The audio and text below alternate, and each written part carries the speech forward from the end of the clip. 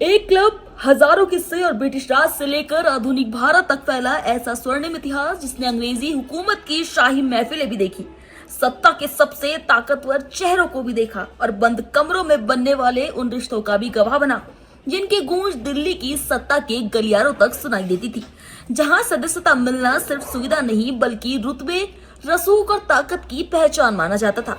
लेकिन अब वही 113 साल पुरानी शाही क्लब सवालों के कटघरे में खड़ा है। आखिर क्यों सरकार के निशाने पर आया दिल्ली जिमखाना क्लब?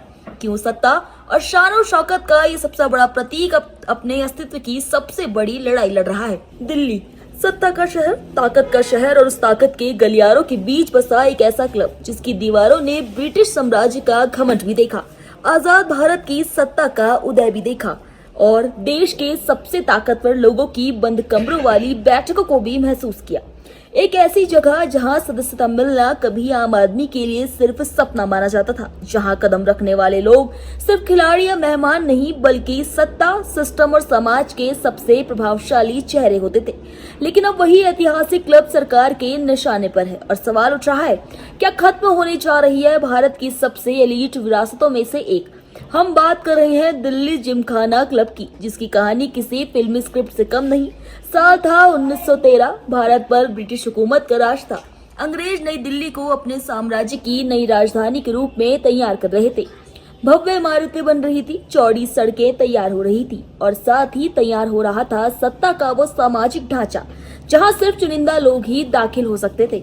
इसी दौर में 3 जुलाई 1913 को इंपीरियल दिल्ली जिमखाना क्लब की नींव रखी गई। ये कोई आम क्लब नहीं था बल्कि ब्रिटिश अफसरशाही की शान, ताकत और रुतबे का प्रतीक था। जिमखाना शब्द उस दौर में सिर्फ खेलों से जुड़ा नाम नहीं था बल्कि ये अंग्रेज एलीट लाइफस्टाइल का स्टेटस सिंबल माना जाता था। यहाँ शामें सिर्फ चाय और बातचीत में नहीं गुजरती थी बल्कि पोलो, घुड़सवारी, क्रिकेट, टेनिस, बिलियर्ड्स और हाई प्रोफाइल डिनर पार्टियों के बीच ब्रिटिश साम्राज्य की ताकत का प्रदर्शन होता था। उस दौर में आम भारतीय तो दूर, बड़े भारतीय अफसरों के लिए भी इस क्लब तक पहुंचना आसान नहीं था।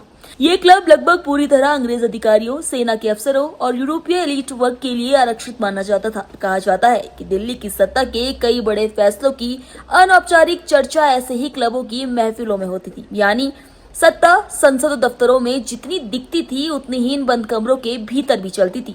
फिर आया 1930 का दशक और दिल्ली जिमखाना क्लब को मिला उसका भव्य चेहरा।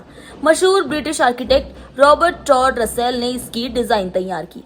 वही रॉबर्ट रसेल जिन्होंने कनॉट प्लेस और 3 मूर्ति हाउस जैसी ऐतिहासिक इमारतों को डिजाइन किया था।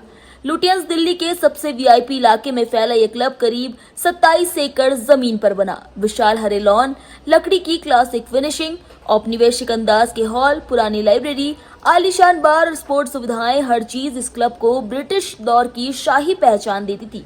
फिर आया 1947, अंग्रेज भारत छोड़कर चले गए लेकिन दिल्ली जिमखाना क्लब की ताकत खत्म नहीं हुई। हाँ, बस इतना जरूर हुआ कि क्लब के नाम से इंपीरियल शब्द हट गया और ये दिल्ली जिमखाना क्लब बन गया। लेकिन आजाद भारत में भी इसकी पहचान वही रही, सत्ता और रसूख का सबसे बड़ा अड्डा। फर्क सिर्फ इतना था कि अब यहाँ अंग्रेज अफसरों की जगह भारतीय सत्ता के बड़े चेहरे दिखाई देने लगे। देश के वरिष्ठ नौकरशाह, सैन्य अधिकारी, उद्योगपति, जज, राजनयिक, बड़े कारोबारी और राजनीतिक परिवार के इसके सदस्य बनने लगे। धीरे धीरे ये क्लब सिर्फ मनोरंजन की जगह नहीं रहा बल्कि भारत के पावर नेटवर्क का हिस्सा भी बन गया। कहा जाने लगा कि अगर आप दिल्ली जिमखाना क्लब के सदस्य हैं तो आप सिर्फ किसी क्लब का हिस्सा नहीं बल्कि देश के सबसे प्रभावशाली सर्कल में शामिल हो सकते हैं। इसकी सदस्यता इतनी एक्सक्लूसिव रही कि कई लोगों को 30 से 40 साल तक इंतजार भी करना पड़ा। सदस्यता मिलना मानव सामाजिक प्रतिष्ठा का प्रमाण पत्र बन गया। इस क्लब की शामें दिल्ली की हाई सोसाइटी की पहचान बन चुकी थी। यहाँ होने वाली पार्टियां, डिनर, स्पोर्ट्स इवेंट्स और निजी बैठकों को लेकर हमेशा चर्चा होती थी। गोल्फ से लेकर टेनिस तक, स्विमिंग से लेकर स्क्वैश तक, हर सुविधा इस क्लब को देश के सबसे प्रतिष्ठित संस्थानों में शामिल करती रही। लेकिन इसके साथ साथ ये आरोप भी बढ़ते गए कि यह क्लब जनता की जमीन पर कुछ चुनिंदा लोगों की निजी दुनिया बन चुका है। समय बदला और क्लब पर भी सवाल उठने लगे।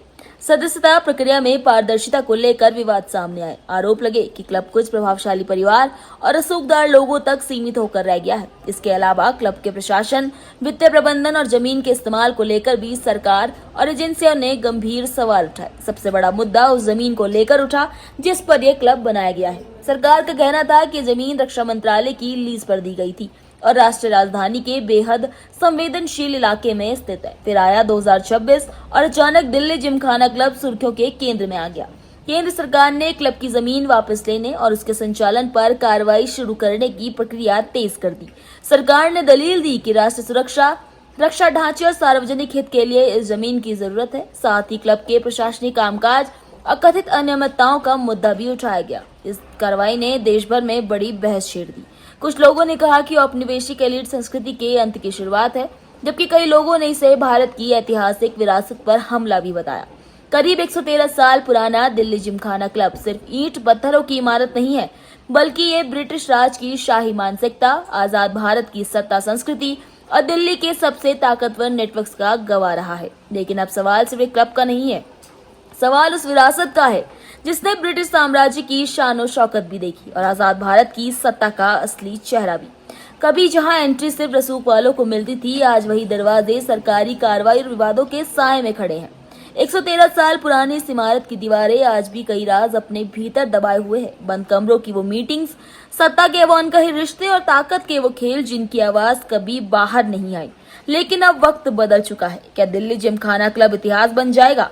क्या सत्ता और शान शौकत की ये सबसे बड़ी निशानी हमेशा के लिए बंद हो जाएगी, या फिर ये क्लब एक नए दौर में नई पहचान के साथ लौटेगा?